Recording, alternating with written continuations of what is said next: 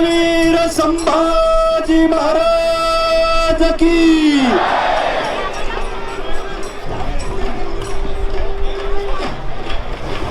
নমস্কার, আমি চন্দন সরকার।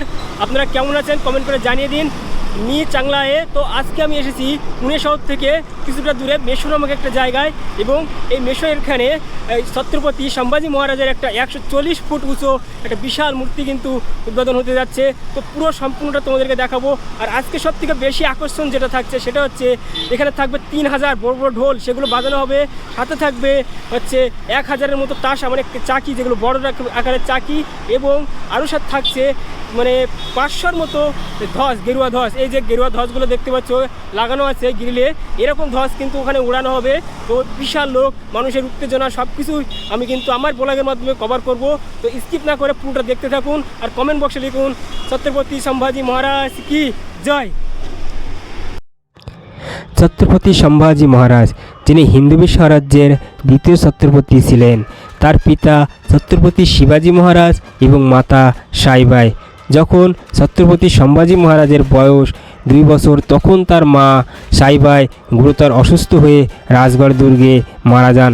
ছোট সম্ভাজি তার ঠাকুমা রাজমাতা জিজাবাইয়ের কাছে বড় হতে লাগলেন। ধর্ম, জ্ঞান, রাজনীতি এবং বিভিন্ন ভাষায় তিনি পারদর্শী হতে লাগলেন। ছত্রপতি শিবাজি মহারাজের মৃত্যুর পর 1681 খ্রিস্টাব্দে ছত্রপতি সম্ভাজি মহারাজের রাজ্যাভিষেক হয়। এদিকে সমগ্র ভারতে মুঘল ধ্বজ উড়ানের স্বপ্নে ব্যাকুল আওরঙ্গজেব লুটপাট, মন্দির ভাঙা এবং ধর্মান্তরণ করতে ব্যস্ত ছিলেন। দক্ষিণ ভারত জয়ের স্বপ্ন নিয়ে বুড়ো বয়সে দিল্লি ছেড়ে দক্ষিণ ভারতে তার তাঁবু স্থাপন করেন আওরঙ্গজেব। রাজা হয়ে ছত্রপতি সম্ভাজি মহারাজ মুঘলদের সাথে বহু যুদ্ধে জড়িয়েছিলেন। 1689 খ্রিস্টাব্দের ফেব্রুয়ারি মাসে তার শালা গরজে শিরকের বিশ্বাসঘাতকতায় তিনি মুকাব্বর খানের হাতে বন্দী হন। তারপর আওরঙ্গজেব তাকে নানাভাবে অত্যাচার করতে থাকেন। তাকে বলা হয় মুঘলদের অধীনস্থ হতে এবং ইসলাম ধর্ম গ্রহণ করতে, কিন্তু ছত্রপতি সম্ভাজি মহারাজ তা প্রত্যাখ্যান করে বলেছিলেন, মারাঠাদের সঙ্গে হাত মিলিয়ে নে, তোকে ধর্ম ত্যাগ করতে হবে না। এরপর দিনের পর দিন তাকে নানাভাবে অত্যাচার করতে থাকেন এবং তাকে শারীরিকভাবেও অত্যাচার করতে থাকেন। তার চোখ বন্ধ করে দেওয়া হয়, জিভ ছিঁড়ে নেওয়া হয়, শরীরের ক্ষতস্থানে লবণ দেওয়া হয় এবং তার হাতের নখ তুলে নেওয়া হয়। এইভাবে নানা রকম অত্যাচার করার পরেও তাকে দমানো যাচ্ছিল না। তখন আওরঙ্গজেব আরও ভয় পেয়ে যান, আরও ক্রুদ্ধ হয়ে যান। সে সময় ছত্রপতি সম্ভাজি মহারাজ বলেছিলেন, মৃত্যুর নুপুর ফুঁড়ে নৃত্য করে আমাকে কি মৃত্যুর ভয় দেখাবি? আমার মৃত্যুর পর প্রতিটা ঘরে নতুন শিবা আর নতুন সম্ভা জন্ম নেবে, কিন্তু তোর মৃত্যুর পর এই মুঘল সাম্রাজ্য শেষ হয়ে যাবে। বাস্তবে সেটাই হয়েছিল। কোনো কিছুতেই যখন বাগে আনতে পারলেন না, তখন আওরঙ্গজেব 1689 খ্রিস্টাব্দের 11 মাস 29 দিন নানা রকম অত্যাচার করার পরে তার মৃত্যুদণ্ড কার্যকর করেন তুলাপুর নামক এক স্থানে। রাজার মৃত্যুর খবর শুনে মারাঠারা ভয়ঙ্কর ক্রুদ্ধ হন এবং মুঘলদের বিরুদ্ধে যুদ্ধ করতে থাকেন। তিনি ধর্মত্যাগ করেননি, তাই তিনি ধর্মরক্ষক, তিনি ধর্মবীর হিসাবে পরিচিত। নতুন প্রজন্মের কাছে এই ইতিহাস তুলে ধরতে স্থানীয় প্রশাসনের মাধ্যমে এই মূর্তি স্থাপন করা হয়েছে। তো এখন আমি আছি পুনে মেট্রো স্টেশন। এটা হচ্ছে সিভিল কোর্ট মেট্রো স্টেশন। আর এদিকে দেখো, এদিকে আছে হচ্ছে যে পুনে ডিস্ট্রিক্ট কোর্ট। তো খুব সুন্দর, এদিকে খুব সুন্দর করে কিন্তু মানে একেবারে মনে হচ্ছে পার্কে চলে এসেছি। এই যে হচ্ছে metro station, underground metro station.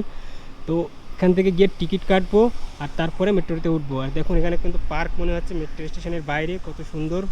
লিফটগুলো কিন্তু বন্ধ আছে, তো আমি লিফট দিয়ে যাব না, আমি সিঁড়ি দিয়ে নামবো। এই যে সিঁড়ি।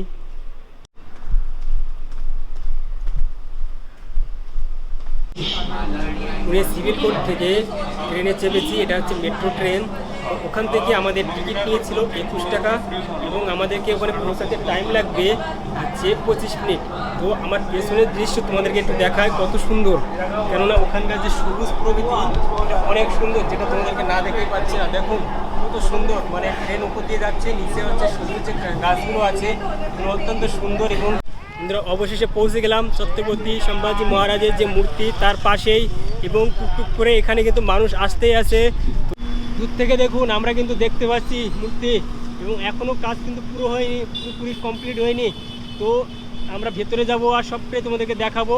আর তো আমরা এখন 1 নম্বর গেট দিয়ে এন্ট্রি করব, আর সেখান থেকে 1 নম্বর গেট দিয়ে এন্ট্রি করার পরে সেখানকার পরিবেশ আমরা তোমাদের সবটাই দেখাবো। আর 3টে বাজলেই কিন্তু এই মানে যে অনুষ্ঠান শুরু হয়ে যাবে। এখানকার আশপাশের দৃশ্য দেখুন, মেঘলা আকাশ, অত্যন্ত সুন্দর। চলো তাহলে যাই, আর ওই সেই মূর্তি, তো আমরা ওখানে পৌঁছাবো, একটু পরেই চলে যাচ্ছি। এখানে দেখুন অনেক ছোটো একটা দোকান বসেছে, সেখানে ছোটো ছোটো পুতুল বিক্রি হচ্ছে, ছবি বিক্রি হচ্ছে, যেগুলো অনেক মানুষ কিনছে। এই যে মডেলটা আপনারা দেখতে পাচ্ছেন, পুরোটা তৈরি হওয়ার পরে কিন্তু গ্রাউন্ডটা পুরোটা এরকমই লাগবে। তো এখানে এরকম সাজানো থাকবে।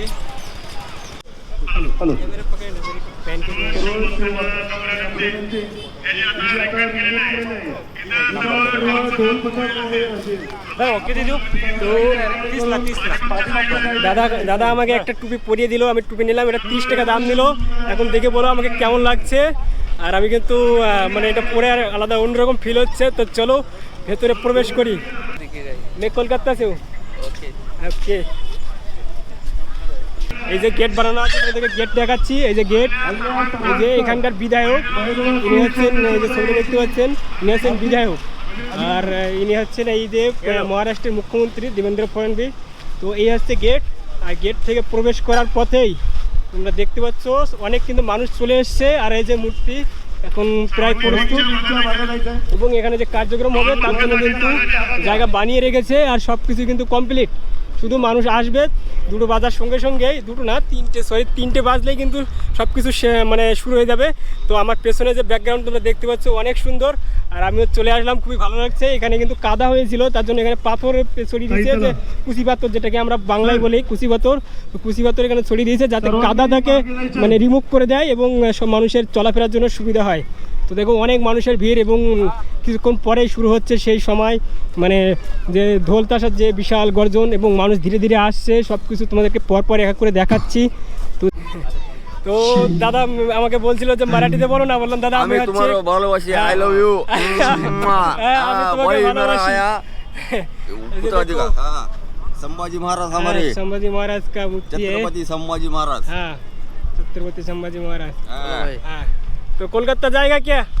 आएगा ना भाई। हाँ, अभी दुर्गा पूजा आ रहे हैं कोलकाता में। बहुत मतलब क्या है, 5 दिन बहुत नाइट में बहुत मस्ती है कोलकाता में, तो आने का। आएंगे भाई। हाँ, थैंक यू दादा। 100 টাকা। हाँ, 100 টাকা। राम राम।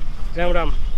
ছত্রপতি সম্ভাজি মহারাজের এই মূর্তির উচ্চতা 140 ফুট, এবং নিচে একটা গোয়ার কেল্লা তৈরি করা আছে যার উচ্চতা 40 ফুট, টোটাল মিলিয়ে 180 ফুট।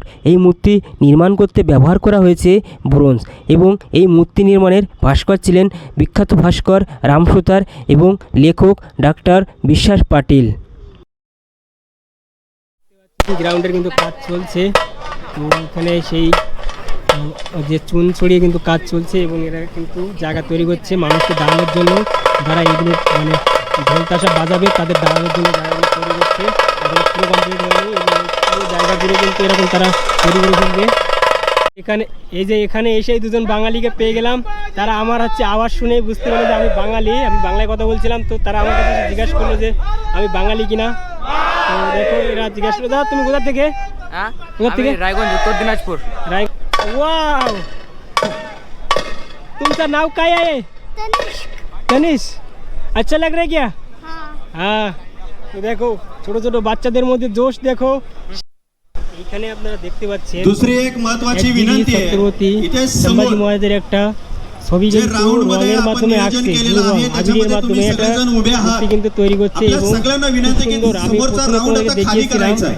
आपण ঠিক আছে, बाजूला এবং यावं পরবর্তীতে सर्वांनी, যখন मधली আমরা जागा आहे, দেখি मधली जी स्पेस आहे কমপ্লিট হয়ে গেছে, ती कृपया এবং आता অনেক खाली সুন্দর करून द्या। লাগছে। কোনো রকম মানে সংকট যদি আসে সেই পরিস্থিতিকে মোকাবেলা করার জন্য দেখুন এখানে কিন্তু গাড়িও রেখেছে, অ্যাম্বুলেন্স রেখেছে, যাতে কোনো রকম কারোর অসুবিধা না হয় তার জন্য এই ব্যবস্থা। চলুন আমরা এখনই শুরু হবে, আমি আমার জায়গা তৈরি করে নেই এবং তোমাদেরকে সব কিছু দেখাই। এখন শুরু হবে ঢোল তাশা বাজানো, সময় শুরু হয়ে গেছে আর একটু পরে শুরু হবে। সবাই কিন্তু নিজের জায়গা করে নিচ্ছে, শুরু হয়ে যাবে। আপনাদেরকে ছত্রপতি সম্ভাজি মহারাজের মূর্তি দেখাবো, দেখিয়েছি। এবার আমি আপনাদেরকে সেই বিশাল বজ্রকণ্ঠে সেই ধ্বনি, ঢোল তাশার ধ্বনি আপনাদেরকে দেখাতে চলেছি। তো এবার শুরু হচ্ছে ঢোল তাশার সেই আওয়াজ এবং সেটাও আপনাদেরকে দেখাবো। সবাই কিন্তু তৈরি হয়ে গেছে, দেখুন পতাকাগুলো সবাই সারি সারি দাঁড়িয়ে আছে আর সবাই তার পজিশন নিচ্ছে এবং খুব দ্রুতই শুরু হবে ঢোল তাশার সেই বজ্র আওয়াজ। দেখতে থাকুন। বেশ ভালো দাঁড়িয়েছিলাম, হঠাৎ করে দেখতে বৃষ্টি চলে এসছে, প্রচন্ড বৃষ্টি।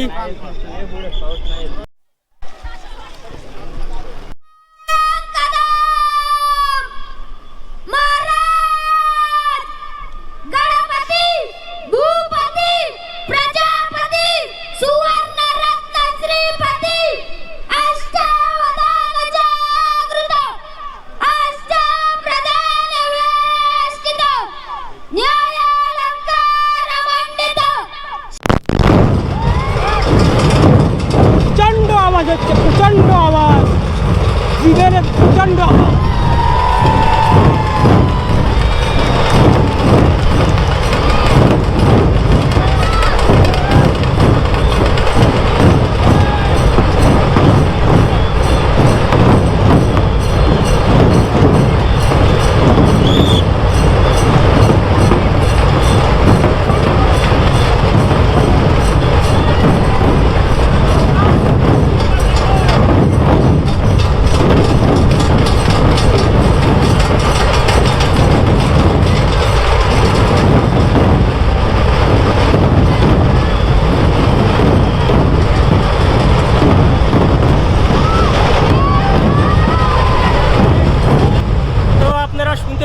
প্রচুর আওয়াজ হচ্ছে, ঢোল তাশার আওয়াজ এখানে অবধি হয়তো আওয়াজ হচ্ছে। তো আজকে আমি আপনাদেরকে বলেছিলাম যে ছত্রপতি সম্ভাজি মহারাজের সেই বিশাল মূর্তি সেটা দেখাবো এবং ঢোল তাশার সেই আওয়াজ শোনাবো। আমি চেষ্টা করেছি আপনাদেরকে দেখানোর এবং শোনানোর। তো কেমন লাগলো অবশ্যই কমেন্ট করে জানিয়ে দেবেন, আর যদি ভালো লাগে তবে অবশ্যই একটা সাবস্ক্রাইব আর লাইক করে শেয়ার করে দেবেন।